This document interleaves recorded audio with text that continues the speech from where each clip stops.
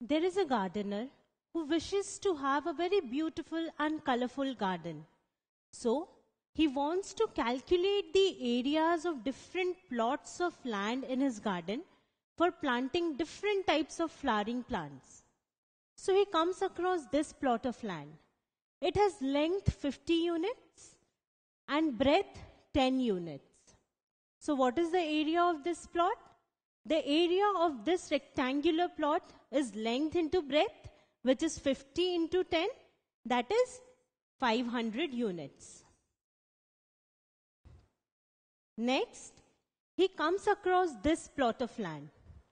It has length 50 units, but the breadth of this plot is unknown. He doesn't have a measuring tape to calculate the breadth of this plot. So what does he do? He finds a rope and he marks the breadth of the plot on the rope and calls it X. Later, he can measure the length of the rope using a measuring tape and find the value of X. So, the length of this plot is 50 units and the breadth of this plot is an unknown and he calls it X. Area of the plot is length into breadth. So length is 50 into breadth is X. So 50 into X, we can write it as 50X. Here we have multiplied a constant with a variable. So 50 is a constant which is being multiplied with a variable X. It is 50X. Next, he comes across this plot of land. Its length is 3 times that of the earlier plot, but the breadth is same as that of the earlier plot. So he calls this breadth also X and length is 3 times 50. So length is 3 into 50, which is 150 units. And the breadth, what is the breadth? It is X units. So area of the plot is length into breadth, which is 150 into X, that is 150X. This is the area of this plot. Next, he comes across this plot of land. Its length is 50 units, but breadth is 3 times that of the earlier plot. So length is 50 units and breadth is 3 times X. We can call it 3X. 50 and 3X. Area of the plot is length into breadth, which is 50 into 3X. Now what is this 3X? This 3X is actually 3 into X. So 50 into 3 into X. 50 into 3 is 150. So this is 150 into X. And 150 into X is 150X. So the area of this plot is 150X. Now we see that these two plots have the same area. The area of this plot is 150X and the area of this plot is also 150X. Let us see if it holds visually as well. Now this part of this plot, it perfectly overlaps with this part of the plot. This part, it perfectly overlaps this part. And this part, it perfectly overlaps this part. So we see that 3 into 50 into X is the same as 50 into 3 into X. Hence we can say that multiplication is commutative because 3 into 50 into X is the same as 50 into 3 into X and multiplication is commutative. Next, he comes across this plot of land. The length of this plot is also unknown, and he calls this length as y. So he denotes it by a variable y, and breadth is x.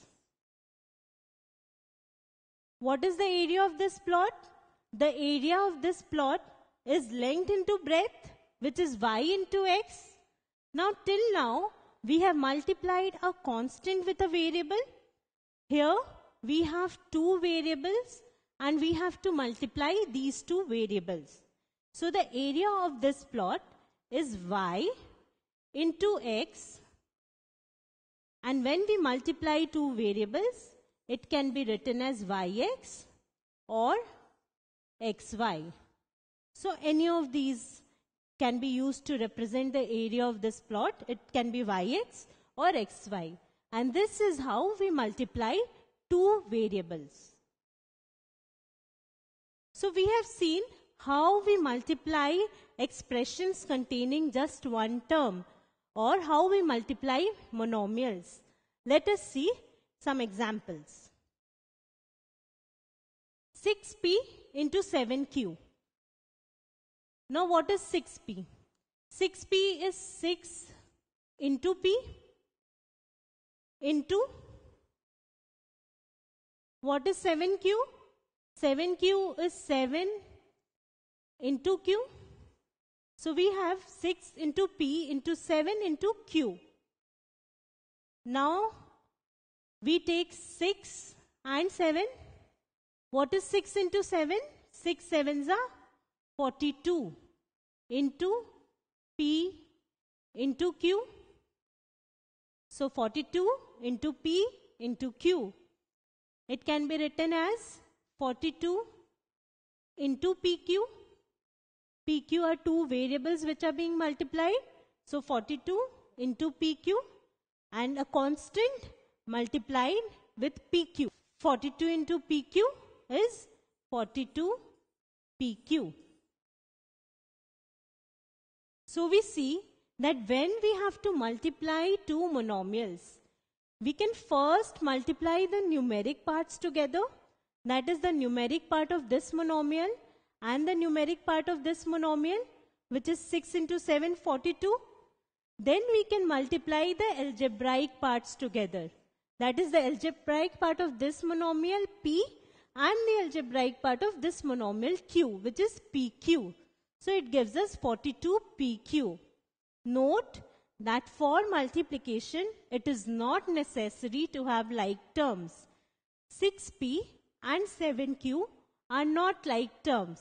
In addition, we require like terms, but in multiplication, it is not necessary to have like terms. Now, in a similar manner, we can multiply any number of monomials. We can multiply 2, 3, 4, any number of monomials similarly. How?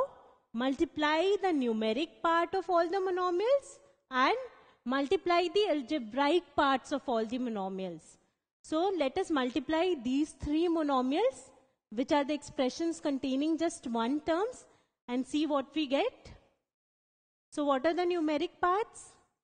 Negative 3 into 5 into 2. And the algebraic parts, AB into ABC into AC.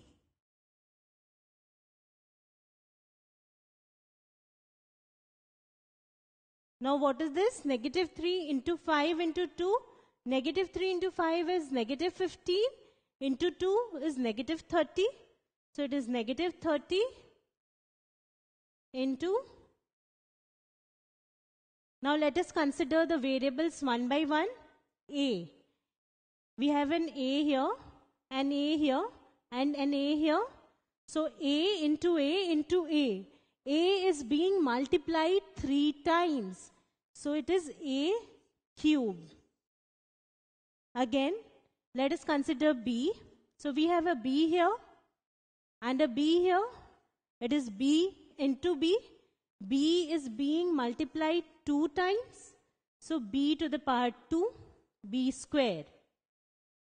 What is left? C.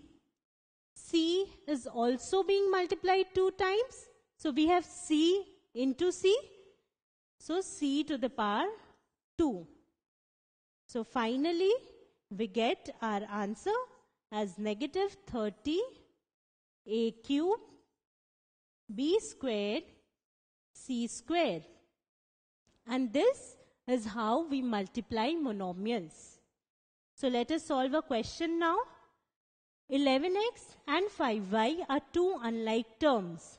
They can be added but not multiplied, or multiplied but not added, or added as well as multiplied, or neither added nor multiplied. So we have 11x and 5y. 11x and 5y. These are unlike terms.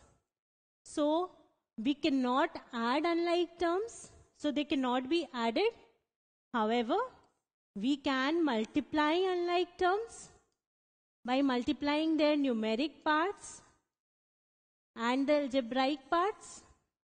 So they can be multiplied but not added.